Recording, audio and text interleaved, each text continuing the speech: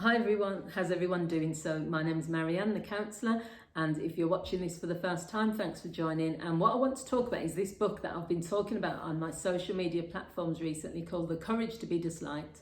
I've done little clips about it. I've done a book review on my channel, Marianne Hanson Counselling Service, my YouTube channel. And now I want to talk about an aspect of the book which I feel needs more attention. In the work that I do as a counsellor, this is really, really important, but I think lots of people could learn from this as well. So it talks about the importance of separating tasks / setting boundaries. And it talks about every relationship that we're in with another person, whether it's a partnership, whether it's a friendship, whether it's a mother, parent and child relationship.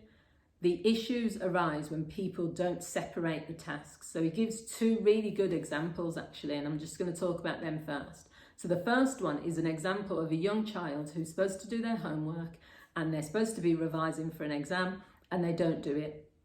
So the task really is the child's task. It's their responsibility. It's 100% their responsibility. So the parents will then say to the child, have you done your homework?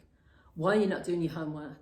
Oh, you're causing me stress. So the parent, it was saying, intervenes in that task when it's not their task to do. And then they end up becoming stressed and they become overwhelmed based on something that is nothing to do with them. Now, it doesn't say it in that sort of way. It doesn't say that as a parent, you should just leave your child to fail their exams or you shouldn't push them to do their homework. What he says is you have to think about whose task it is. First of all, it's the child. Then you have to think about the consequences. If they don't do their homework, who's going to get into trouble? It will be the child. And it's not just who's going to get into trouble, because it's not just the fact that they'll go to school and their teacher will tell them off for not doing their homework. It's even if they decide they don't want to study for this exam and they fail their exams or they don't take their exams, their life will be affected, but it won't be down to what you've done, it's down to what they've decided. And it's really hard, really, to stand back sometimes. It was saying in the chapter, it's hard for people to stand back when they want their partner to do something, or when they want their boss to treat them differently, or when they want this to happen. But the minute you start to try to take control of someone else's thoughts, actions, what they decide to do, you're losing all of your power.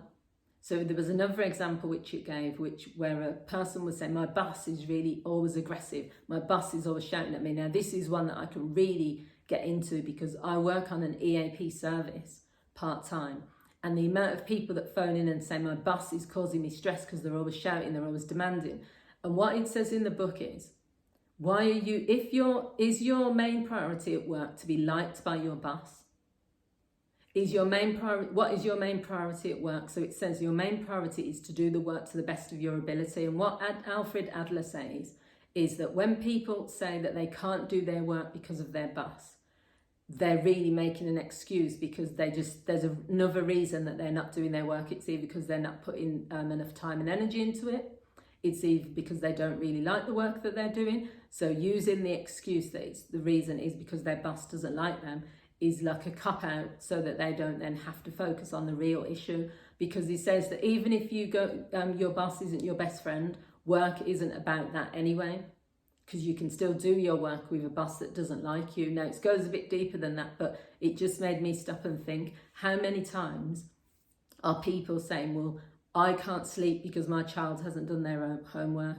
I can't focus, or I'm stressed because my boss is really angry all the time, or I can't do this because my partner won't do A, B and C. So what it's trying to say is all the difficulties are being caused by your perception of the situation and by you not separating the tasks and the boundaries. If you were to say, my happiness comes from what I can do, my control over my behaviour is mine and mine only, but I can't control another person's behaviour. If my boyfriend doesn't want to communicate with me, then that's his problem. Now, I know it sounds really, oh, you can't really do that, and that sounds logical and all the rest of it, but if you think about it, not logically, but if you just think about it overall, it's true to a certain degree. We are so affected and impacted and influenced by other people.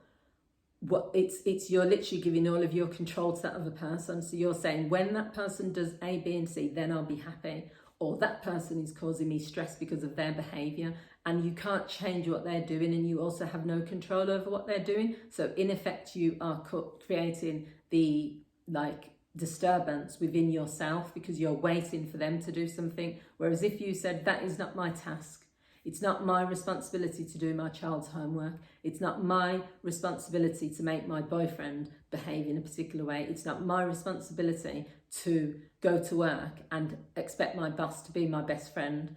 If they choose to do those things, then that's their responsibility, that's their task. So what Alfred Adler, the psychologist, is saying is separate the tasks. What is your task in this interaction and what is their task?